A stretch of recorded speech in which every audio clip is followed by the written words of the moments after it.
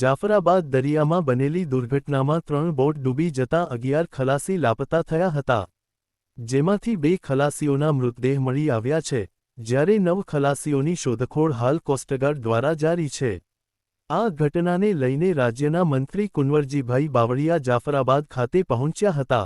તેમણે મૃતક ખલાસીઓના પરિવારજનો સાથે મુલાકાત કરી સાંત્વના પાઠવી હતી। સાથે જ તાલુકા પંચાયત કચેરી ખાતે આગેવાનો સાથે ચર્ચા કરીને રજૂઆતો પણ સાંભળી હતી।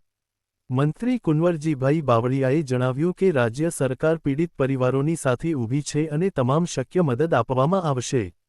રિપોર્ટર અકબર સૈયદ, જાફરાબાદ।